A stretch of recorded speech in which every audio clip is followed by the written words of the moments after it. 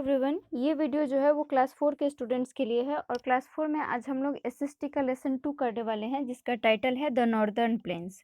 Northern plains का मतलब हो गया उत्तरी मैदान।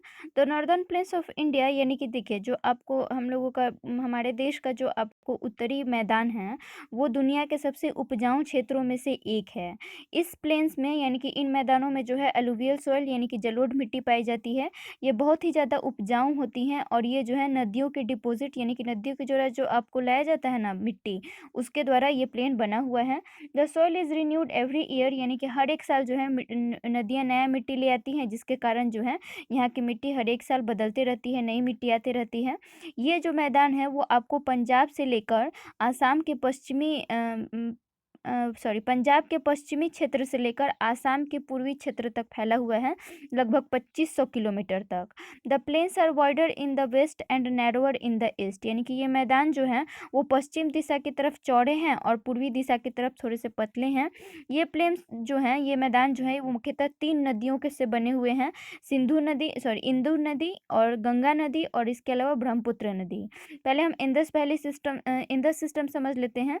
जो इंदु नदी है वो आपको निकलती है कैलाश माउंट से, मतलब कि जो कैलाश पर्वत है ना वहाँ से निकलती है, तिब्बत में है ये पहाड़, एंड पासेस थ्रू। इसके अलावा जो है ये हिमालय से होकर गुजरती है, इसके पहले कि ये अपने बहुत सारे सहायक नदियों से मिले। द 5 मेन यानी कि जो आपको इंदस नदी है उसकी 5 मुख्य सहायक नदियां हैं और वो कौन कौन हैं? सतलज, बीज, रावी, चेनाब और झेलम। द 5 रिवर्स यानी कि ये जो पांचों आपको नदियां हैं ना सहायक नदी, ये आपको पंजाब से गुजरती हैं और पंजाब का मतलब ही होता है 5 पंजाब यानी 5 जो है नदियाँ।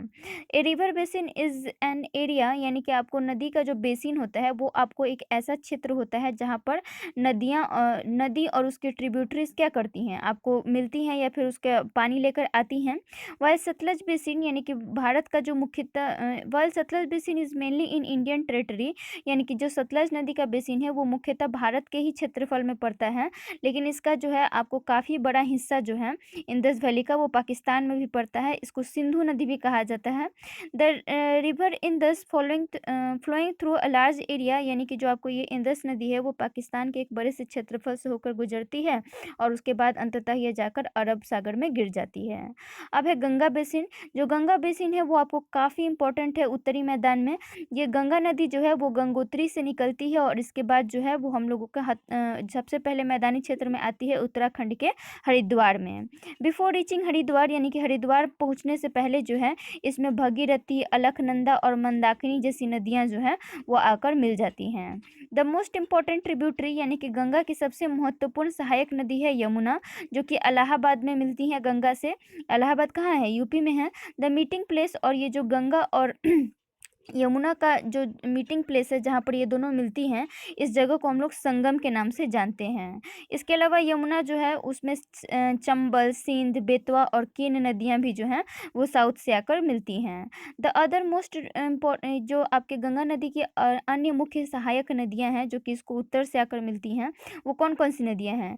गोमती नदी, घाघरा नदी जिसको हम लोग घग्गर नदी के भी नाम से जानते हैं, गंडक नदी और कोसी नदी। इसके अलावा जो आपको सोन नदी है वो भी आपको गंगा नदी में आकर दक्षिण दिशा से मिल जाती है।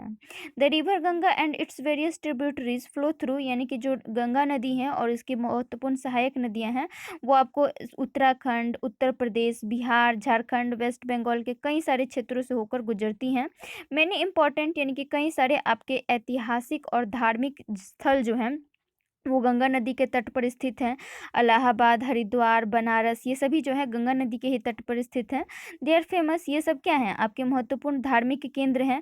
वहीं जो है आपको कुंभ मेला का जो आयोजन होता है इलाहाबाद में हर एक 12 साल पर, वो भी जो है आपको गंगा नदी के तट पर ही होता है। Lucknow is situated on the bank, Lucknow जो है वो गोमती नदी के तट पर स्थित है। दिल्ली और आगरा जो है वो यमुना नदी के तट पर स्थित है और कानपुर और पटना भी जो है वो कहाँ है? गंगा नदी के तट पर स्थित है। These rivers rising from Himalaya are fed यानी कि जो आपको नदियाँ हिमालय से निकलती हैं इनमें पानी का स्रोत क्या होता है? स्नो होता है। स्नो से ही जो है इसमें पानी आता है। They have plenty of water यानी कि इनमें जो है हम हर पूरे साल जो है पर्याप्त मात्रा में पानी रहता है इन नदियों में। कई सारे ऐसे नहर हैं जो कि इन नदियों से निकाले गए हैं और ये नहर क्या करते हैं, ऐसे जगहों पर पानी ले जाते हैं जहाँ पर नदी नहीं है, तो वहाँ पर जो है ये सिंचाई का साधन बनते हैं। अब बात करते हैं ब्रह्मपुत्र बेसिन की। जो ब्रह्मपुत्र बेसिन है वो तिब्बत से निकलती है और आपको काफ़ी लंबी दूरी तय करते हुए हिमालयाज़ की तरफ जो है ये बहती है। इन तिब्बत यानी कि तिब्बत में जो ब्रह्मपुत्र नदी है उसको कहा जाता है सांगपो, ठीक है, इसका नाम वहाँ पर है सांगपो।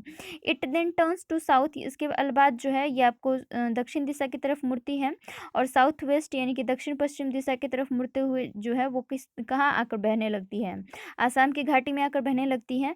इसके अलावा जो है ये बांग्लादेश में भी ये नदी बहती है। द ब्रह्मपुत्र बेसिन यानी कि ब्रह्मपुत्र का जो बेसिन है वो काफ़ी नैरो है, काफ़ी पतला है। It is surrounded by some of the hills, इसमें ये जो बेसिन है वो कुछ पहाड़ियों से घिरा हुआ है भारत के उत्तर पूर्वी इलाके में।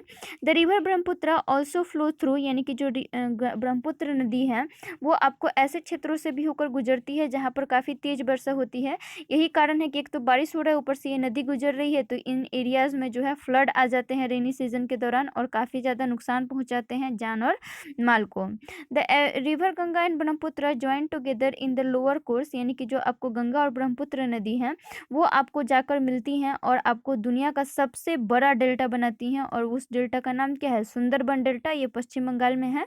इस इन डेल्टा यानी कि डेल्टा में क्या होता है कि नदियाँ क्या करती हैं, अपने आप को कई सारे छोटे छोटे चैनल्स में बांट लेती हैं जिसको हम लोग डिस्ट्रीब्यूटरीज कहते हैं और एक ट्रायंगुलर शेप बनाती हैं, triangular shaped region full of sediments in its lower course, और एक ऐसा जो है अपना ट्रेंगुलर शेप फॉर्म करती हैं जिसमें जो है इनके द्वारा लाए गए सेडिमेंट्स डिपॉजिट होते हैं और आपको वो क्षेत्रफल वही जो आपको ट्रायंगुलर शेप होता है उसको हम लोग बेसिन कहते हैं, ठीक है, सॉरी बेसिन नहीं, डेल्टा कहते हैं।